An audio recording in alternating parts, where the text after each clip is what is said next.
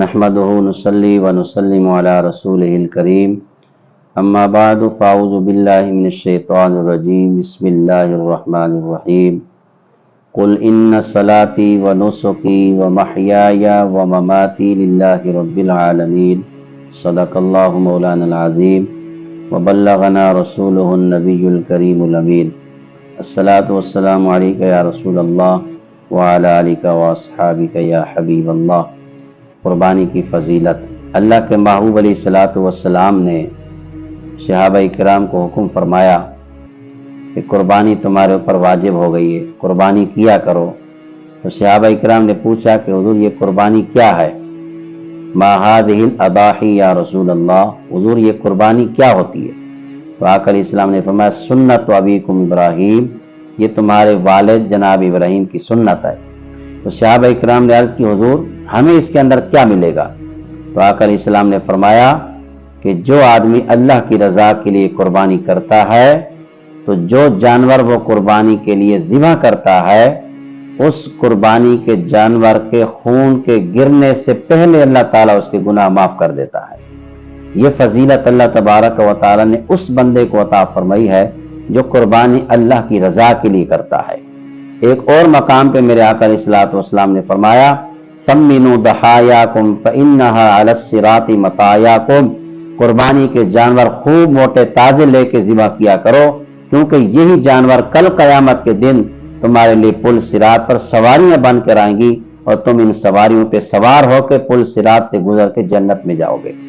تو پتہ یہ چلا کہ ایک تو قربانی اللہ کی رضا کے لیے کرنی چاہیے، دوسرا اپنی استطاعت کے مطابق موٹی اور تازی قربانی ہو، یہ نہیں کہ کمزور سے جانور لے کے آدمی قربان کر دے اللہ کی راہ میں، نہیں، موٹا اور فربا ہو، خوبصورت ہو اور ہر قسم کے عیب سے پاک ہو، ایسے جانور کو اللہ کی بارگاہ میں پیش کرنا چاہیے۔ ایک اور مقام پہ میرے آقا علیہ الصلوۃ والسلام نے فرمایا اپنی لخت دیگر سیدہ فاطمہ تو زہرا سے، اے فاطمہ جب تمہاری قربانی کے جانور کو ذبح کیا جا رہا ہو تو آپ کو چاہیے کہ اس وقت اپنے جانور کے پاس کھڑی رہو۔ کیوں کہ جب جانور کو ذبح کیا جاتا ہے اس کے جسم کا خون کا قطرہ بعد میں گرتا ہے، اللہ تعالیٰ پہلے اس کے گناہ معاف کر دیتا ہے۔ اور فرمایا کہ جو آدمی قربانی کے جانور پہ ذبح کرنے سے پہلے اپنا ہاتھ پھیر دیتا ہے پشت کے اوپر تو اس ہاتھ کے نیچے جتنے بال آ جاتے ہیں ان بالوں کے برابر اللہ گناہ بھی معاف کر دیتا ہے اور بالوں کے برابر اس کے درجات کو بلند فرما دیتا ہے۔ تو صحابہ کرام نے پوچھا حضور یہ فضیلت کیا آپ کے اہل بیت کے ساتھ خاص ہے؟ آپ نے فرمایا نہیں، قیامت تک میری ساری امت کے لیے یہ فضیلت ہے۔ تو پھر صحابہ نے عرض کی حضور جیسے بھیڑ ہے بکری ہے اس کے تو بال عام جانور سے زیادہ ہوتے ہیں، تو فرمایا اللہ کی رحمت ان بالوں سے بھی زیادہ ہے، اگر ان جانوروں پہ بھی کوئی ہاتھ پھیرے گا تو ہاتھ کے نیچے جتنے بال آ جائیں گے اللہ تبارک و تعالیٰ ان سب بالوں کے برابر گناہ بھی معاف فرما دے گا اور درجات کو بلند فرما دے گا۔ ایک اور مقام پہ میرے آقا علیہ الصلوۃ والسلام نے قربانی کی فضیلت کو بیان کرتے ہوئے ارشاد فرمایا کہ یہ قربانی کے جو جانور تم اللہ کی راہ میں پیش کرتے ہو کل قیامت کے دن اس ایک جانور کو 7 گنا تک بڑھا دیا جائے گا۔ یعنی ایک جانور ہے، بکرا ہے، دمبا ہے، بیل ہے، اونٹ ہے یا بچڑا ہے، کوئی بھی جانور ہے جن کی قربانیاں کی جاتی ہیں، آقا علیہ السلام آتے ہیں کہ اس کو 7 گنا تک بڑھا دیا جائے گا اور اس کا 7 گنا تک وزن بڑھا کے میزان کے اندر نام اعمال کے اندر تولا جائے گا۔ اب اندازہ لگائیے کہ ایک جانور جس کا وزن مثال کے طور پر بکرا ہے 20 کلو ہے یا 1 من کا ہے، اب اس کو 7 گنا بڑھا دیا جا رہا ہے۔ اب ایک بڑا جانور ہے جو 2.5 من کا ہے، 3 من کا ہے، 4 من کا ہے، 5 کا ہے، اس کو 7 گنا تک بڑھا کے وزن کیا جا رہا ہے۔ اللہ کی رحمت اس سے بھی زیادہ وسیع، اگر اللہ چاہے تو 700 گنا تک بڑھا سکتا ہے۔ فرمایا کہ اس کا وزن بڑھا دیا جائے گا اور جب نام اعمال کے پیمانے میں رکھا جائے گا تو اس ایک جانور کا وزن 7 جانوروں سے بھی بڑھ چکا ہوگا۔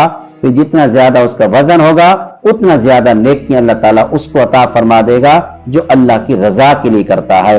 لیکن ایک بات یہاں یاد رکھنی چاہیے کہ قربانی اللہ کی رضا کے لیے کرنی ہے، ریاکاری نہ ہو، دکھلاوا نہ ہو۔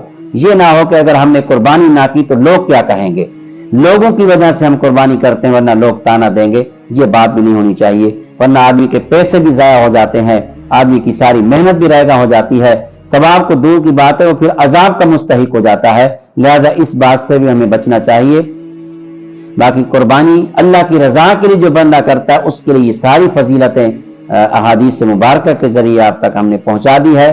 ان احادیث مبارکہ کی فضیلت کو مد نظر رکھتے ہوئے ہمیں چاہیے کہ ہم قربانیاں اللہ کی رضا کے لیے کریں جتنی استطاعت ہے۔ یہ نہیں ہے کہ بڑا جانور لیں تو ہماری قربانی ہوگی ورنہ نہیں ہوگی، یہ سوچ ختم کر دیں۔ اللہ کی رضا کے لیے ہو، اگر ایک حصہ بھی کر لیا ہے تو اللہ تعالیٰ اس کو بھی اپنی بارگاہ میں قبول فرما لے گا۔ تو آج ہم نے یہ پیغام آپ تک پہنچایا ہے، قربانی کے ایام قریب ہیں، تو جو صاحب استطاعت ہیں ان کو چاہیے کہ اپنی اللہ کی رضا کے لیے قربانیاں پیش کریں تاکہ قیامت کے دن یہ ساری فضیلتیں اللہ تعالیٰ ہمیں عطا فرما دے۔ اللہ تعالیٰ عمل کی توفیق عطا فرمائے۔